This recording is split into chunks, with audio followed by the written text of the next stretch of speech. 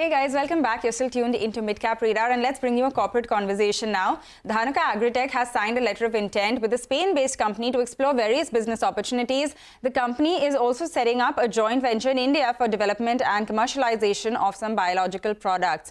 We have Mahendra Kumar Dhanuka joining us now, Vice Chairman and Managing Director of the company. Mr. Dhanuka, thanks a lot for joining us. This is Pavithra. First, on this tie-up with this Spain-based company, can you just take us through the kinds of opportunities that you see from this, from this deal, and also what is the kind of investment that you foresee making here? Good afternoon, Pavithra. Presently, we have signed only LOI, letter of intent, where we will explore the opportunities of putting up some joint venture in R&D and also producing various products developed by the R&D of Kimitec, Spain. So that is the presently LOI only. No, I got that. I get that this is only an LOI right now. But what is the kind of opportunity that you think this can provide you with? So you see, the biologicals consumption is increasing globally because we are exporting a lot of horticulture crops from our country, including mango, grapes, and so many other crops. So the developed nation wants that the residue levels should be meeting their standards. And if you are using the biological solutions to safeguard your crops, then the residue levels are nullified. So that's why the export opportunity are increasing. And even in the domestic consumption, the higher income segment wants the basically organic food. So in future, we are confident that the share of biological products will increase gradually. You know, this is something that we've been hearing from other agrochemical companies as well, and you had indicated it earlier in our conversations as well. Mr. Dhanuka, can you give us a sense of how much is export currently as a percentage of your revenues? If you see more opportunity coming in from biologics itself, will it increase the pie? And because of the Red Sea issues, are you facing any trouble with exports right now? It will be too early to talk about the export of biologicals, how they basically MOU will take shape in future, but we have started our export division this year only, and we are doing export of the brand sales, basically formulated products this year. But we have applied for the registration in various countries for bifenthrin technical, which we are manufacturing at our Dahej plant. So once we will get the approvals in various countries, we will start exporting bifenthrin technical also. Although there is an export opportunity in the South Africa and Middle East countries, there we are exploring the export of bifenthrin technical. We are not facing any kind of challenge, but definitely because the huge inventories are available with the American and Brazilian companies, which are the two highest consuming countries globally. So that's why the demand is slow. Demand is slow for export markets as well. Is the investment required higher when you're looking at expanding in the export markets, because the registration costs generally are as high as putting up a plant? So will it require a bigger capex if you're looking at tapping export markets in a big way?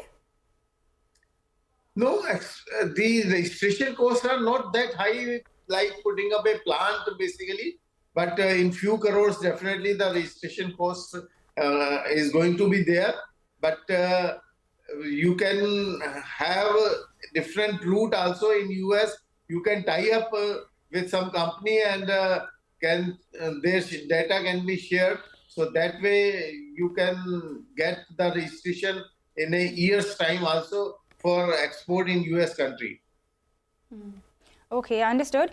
Just two more questions on this, the LOI that you have signed with this company in Spain. A, what is the kind of timeline that you're looking at? And B, if everything goes through well, what is the size that you think, what is the potential size of this kind of deal that you will look at? It can take 3 to 6 months in finalizing what actually we will be doing jointly in India, whether it will be R&D, whether it is basically putting up a new facility, whether developing of new molecules. So the demand level, we expect that it is phenomenal because of the increase in the demand of biological products. This year we have introduced 6 biological products, and out of which in 3 we are getting very good response. But time will tell how the agreement takes shape in future. Okay. And last question before we let you go, Mr. Dhanuka, how is demand looking like right now? You spoke about further pricing pressure that came by, and despite that, you've seen a margin expansion, unlike your peers. Are prices falling more now? What will the margin outlook look like for your own company? The prices are falling because of the less demand and excess supply from China especially, because the prices have fallen only in generics. There is no price reduction in the case of the specialty molecule. So definitely it has impacted the sales value-wise. However, volume-wise, we were able to touch near to double-digit growth. Our volume growth was 9.5% approximately in 9 months. So we hope that in future, because the forecast for the rainfall for the coming season is normal. So we hope that from Kharif season onwards, the demand will start increasing, and the prices of some of the molecule has either stable and or they have started increasing. Recently, chlorpyrifos prices increased by 50 rupees. Mancozeb prices have increased by 20 rupees. So there is improvement in prices of some of the molecules. So we hope that bottom has now come, and there should not be any further reduction in the prices in near future. All right, that's good to hear that there seems to have, we seem to have already seen the bottom, and then maybe demand is picking up from these levels. Mr. Dhanuka, thanks a lot for joining us today and taking us through all of the details of this LOI, as well as where you really see demand for the company. That is the management of Dhanuka Agritech. Hasn't really been doing too much. Of course, I mean, this entire space, like Sonal was mentioning, has been under a little bit of pressure. We are going to get into a short break on that note, but on the other side, we're going to talk about Gulf Oil Lubricants. That stock is seeing a big jump in trade today. That is our mid-cap spotlight segment. Stay tuned.